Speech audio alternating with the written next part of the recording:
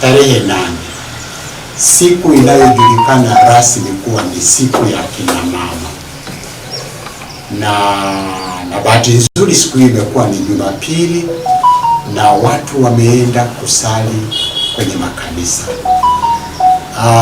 Na yamekuwepo makundi mbalimbali, kama sikosei kimkoa, siku ya kina mama iliadhimishiwa nadhani wilaya ya Serengeti, Mgumu, na huko pia mlikuweko na habari imezisambaza vizuri sana.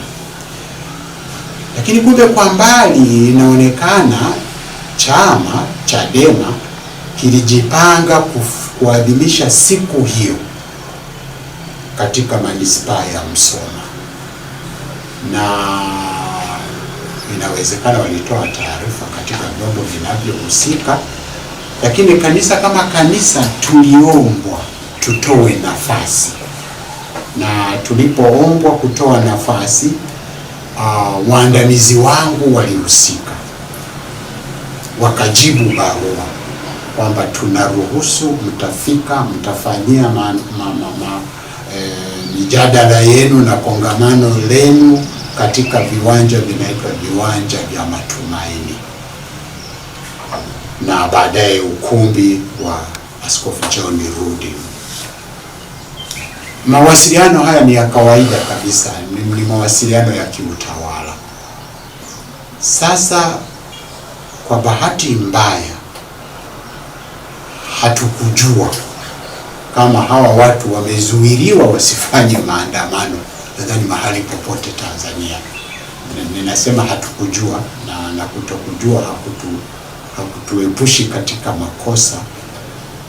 Waandamizi wangu walipokea taarifa kutoka jeshi la polisi hapa manispaa, wakimpigia simu huyo mwandamizi wangu akisema, tumesikia mmeruhusu au mmetoa kibali kwa akina mama wa Chadema BAWACHA. Yule msaidizi wangu akajibu, ni kweli wametuandikia barua na tumewajibu. Basi huyo mhusika, sijui kama ni msemaji wa polisi ama ndiye mkuu wa polisi katika manispaa ile, akasema hatuwaruhusu wafanye vikao vyao, wafanye maandamano yao, wafanye majadiliano yao, wakataze. Mimi nilikuwepo wakati wanaongea, nasema sio kwamba tuwakataze sisi polisi, nyinyi ndio muwaandikie barua, kwa sababu mliwaandikia barua ya kuwaruhusu. Yule akaniuliza, baba, tufanye nini? Nasema fuata maagizo, kuandika barua sio shida, kwa sababu unaweza ukaandika tu barua, nimeelekezwa na jeshi la polisi kwamba mkutano wenu hapa sio halali, kwa hiyo tunasitisha. Kwa hiyo nikamwambia andika, lakini tupeleke kopi ya polisi. Kwa hiyo huyo msaidizi wangu akaandika hiyo, akiwaandikia sasa hawa BAWACHA, kwa sababu zilizo nje ya uwezo wetu, basi tunasitisha hicho kibali tulichokuwa tumewapatia. Lakini kabla ya hapo yalikuwepo majibizano sio rafiki kutoka kwa huyo msemaji wa polisi, walipokuwa wanabishana kwamba lakini sasa si nyinyi muandike. Anasema, baba padri, nakwambia usipoandika sisi tutalala hapo hapo, na madhara yoyote yakitokea shauri yenu. He said yes, really strike sana. Akasema, kwa nini tutangulize madhara zaidi wakati kuna uwezekano tu mambo yakaisha bila madhara? Basi na kweli barua iliandikwa na tukaagiza ipelekwe polisi na ilipelekwa. Sasa ni wale waliokataa wasiwaandikie hawa watu barua kwamba hawaruhusiwi kufanya mikutano au kongamano mahali popote, ni hao walipoipiga muhuri wakaisambaza kwenye vyombo vya habari. Hapa tena nikawa na administrative crisis kichwani mwangu. Ulikuwa umekataa usiandike barua wewe kama mhusika, sasa umepokea na tumeileta kama kopi kwenu, na original tulipeleka kwa BAWACHA, na sasa wewe unasambaza kopi. Tukasema kila tukio ni shule na kozi. Lakini nikaelewa sentensi ya huyo mhusika aliyesema, msika waandikia barua, tutalala hapa na tutalala na nyinyi, ni lugha ya kutisha. Wakati wewe tunataka kujenga grupu la polisi jamii ambayo haipokeleki katika kutishwa, inapokeleka katika maongezi, katika majadiliano na kutumia njia ya amani ili kuleta amani. Amani haijengwi kwa mtutu wa bunduki tu. Mimi pia nimeenda jeshi 1970 ya jeshi la kujenga 20 Januari 1970 tupo 1978. Miezi 6 ya kwanza nilikaa Makutupora, miezi 6 ya mwishoni nilikaa Chamwino nikishiriki ujenzi wa Ikulu iliyopo sasa iliyosimama mwaka 77.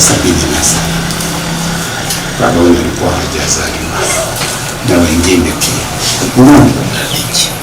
Operation yangu ya JKT ilikuwa Operation Tujisahihishe,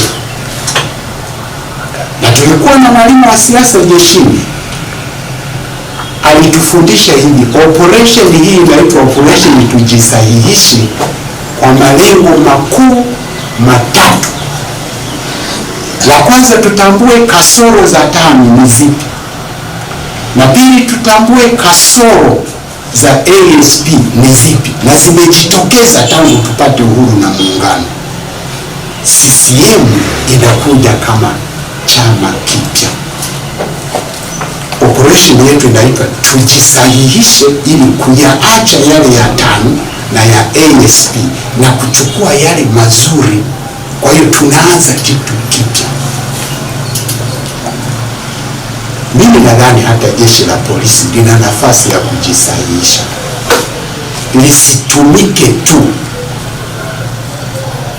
lisitumike tu kwa njia ya kulinda amani kwa njia ya fujo. Halafu napiga mabomu, na wapiga mabomu ni akina mama. Ningekuwa mimi ni polisi siku hiyo, ningenunua kanga, ningenunua vitenge na ningewachapa tu akina mama kwa vitenge kanga hizo, chapa tu bwana mama, mwambie ondoka, uchukua zawadi yako hiyo. Hawakuwa na silaha hawa watu. Kwa nini tutumie nguvu za ziada hizo? Mimi naamini nafasi tunayo. Tuna nafasi pia hata ya kuandika ya kuongeza uwigo ndani ya polisi. Sina uhakika, sijui structure iliyomo ndani ya polisi, lakini sasa ni muda mwafaka wa kuwatafuta hata philosophers wa jeshi la polisi, sociologist wa jeshi la polisi, anthropologist wa jeshi la polisi. Jeshi letu tulipoliticize, tuliingizie siasa likomae. Kupiga watu namna hii sio dalili ya ukomavu. Na mimi haya yote nayafikiria kama ni majeraha tuliyoyapata, hatujapona. Hiyo tarehe 29 hatujapona, tuna majeraha na waliojeruhiwa ni wengi. Ni sisi tuondokane na mazingira haya ya nguvu kila wakati, na mbaya zaidi unatumia nguvu katika eneo la ibada, na eneo la ibada ni pana, halifungi tu na ule ukuta. Mimi eneo la ibada linaenda mpaka kwenye barabara hiyo ya rami. Sasa mimi kwa kitendo hiki kweli nina laana. Sio kitendo kinachopaswa kupokelewa na mtu yeyote mwenye busara, akili na hekima. Tunahitaji katika mazingira yetu, tunahitaji kuwa watu waliojiongeza kujenga amani. Tuwe na watu wa namna hiyo. Hawa kina mama walijieleza wenyewe hapo, nadhani kwa baba paroko aliyekuwepo, alipoambia nendeni, ondokeni, Wakasema kuna polisi wamejificha huko wanatutafuta. Lakini wawatafute kwa nini? Nyinyi ondokeni tu. Sasa katika harakati za kuondoka hivyo, mimi sijui ni kitu gani kilisababisha polisi waanze kutupa mabomu ya machozi.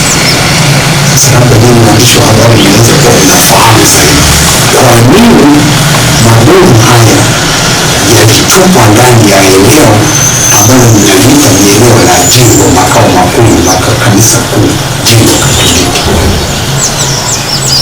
Waliotupiwa ni hawa akina mama, lakini walioathirika sio akina mama wa BAWACHA, hapana. Watoto wadogo wanatoka kanisani na wengine wanaingia kanisani. Walikuwepo mabibi wazee wanatoka kanisani na wengine wanaenda kanisani misa ya pili. Ninahangaishwa kidogo na mwelekeo wa jeshi la polisi. Ninahangaika sana. Ni lazima kutumia nguvu kiasi hicho cha mabomu kuwatawanya akina mama ambao hata hawakuwa na silaha yoyote. Ninahangaika na kusema ni kweli ndilo jeshi la polisi misimamo yake ni hiyo hiyo. Tumejeruhiwa, tumetoka tuna majeruhi, tumetoka kwenye majeruhi ya tarehe 29 Oktoba. Watu hatujapona, tunaanza kuleta tena vidonda kwenye majeraha. Hapana, nadhani ufikie wakati tupate mabadiliko ndani ya jeshi la polisi. Ni wazo langu kabisa, na kama ninahukumiwa kama mimi, hakuna sababu ya kutumia nguvu ya kurusha mabomu ya machozi katika eneo la ibada kanisani, hata kama ingekuwa ni msikitini, wakati hawa watu hawakufanya fujo yoyote na hawakuwa na silaha yoyote. Wajibu wao polisi ni kulinda amani na mali ya vitu, ni kutetea amani na mali ya vitu, lakini ni kuilinda na kuieneza amani. Jumapili imefika, hawa BAWACHA bila sisi kufahamu kikanisa kama wamekuja pale kanisani, kanisa langu mkuu. Kwa hiyo waliingia na wameingia kanisani, na ninadhani walisensi kwamba tunatafutwa, tunafuatiliwa, kwa sababu simulizi nilizo na uhakika nazo ni kwamba hawakuingia na mavazi ya Chadema kwenye eneo la kanisa, lakini wameingia wakaenda ufichoni mahali fulani wakavaa sasa nguo za Chadema na baadaye wakaingia kanisani na wameshiriki ibada vizuri tu. Tuna kanuni moja, haturuhusu sana mambo ya siasa yafanyike kanisani, lakini pia wakati mwingine tunaongozwa na busara na hekima ya hali ya juu. Aliongoza ibada siku ile hakusema kabisa kwamba nyinyi mliovaa nguo za Chadema ondokeni hapa. Hapana, hakusema. Na baadaye nilipomuuliza akasema mimi sikuwa naona vizuri, niliamini ni chama fulani cha kitume, kwa sababu tuna vyama vya kitume ndani ya kanisa Katoliki. Tuna WAWATA wanavaa nguo zao za WAWATA, halafu tuna UWAKA na wenyewe wana nguo zao, tuna Moyo Mtakatifu wa Yesu wana nguo zao, tuna VIWAWA. Kwa hiyo kumbe yeye alipoona wameingia alijua tu ni waumini katika harakati za chama cha